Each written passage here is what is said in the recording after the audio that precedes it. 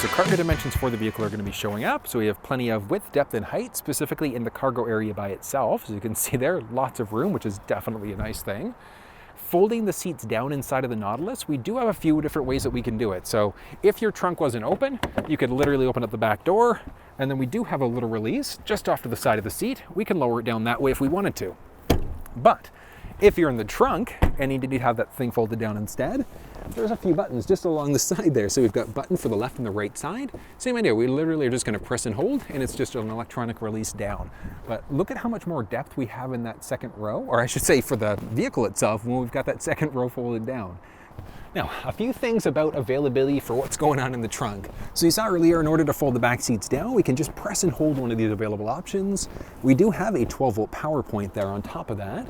And because we are in a speaker setup where we've got a few extra speakers in the base, we've got a few speakers that we can kind of see strategically placed throughout the back end of the vehicle there. We do have this tray, which is fully removable, and you also do have a few different options. So we've got one specifically called the Cargo Utility Package, and that's going to give us a thermoplastic rubber tray for the back end instead. You've got a few different options that are available on top of that. But if we take a look underneath this tray, we do have a mini spare tire. Now, that spare tire is not going to be standard across the entire vehicle lineup. That's something that's also new. So if you want the tire rather than an inflator kit, you just have to make sure that you do that at time of ordering from the factory. We've got our spigot along the left-hand side, series of different storage spaces along both sides, both left and right, and then we also do have a little cargo net in the back there on top of that. So lots of different options for storage and things like that if we wanted to.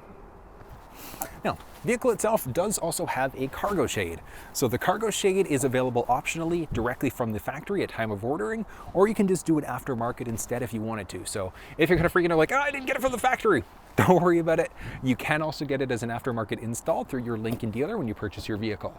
But one of the cool things about this thing, it's very straightforward in order to actually be able to install it into the vehicle. So all we're gonna do, we've got a few different slides along the left and the right-hand side. All we're gonna do is just push it in. So we're just gonna go one side, make sure it lines up, drops in, clicks into place. Literally is that simple. And then from there, it is literally that simple using this cargo shade. So we just install, we push both sides down. There's no longer, because it used to be retractable on both sides, but they've changed up the design of it. I think it actually works a little bit easier this way.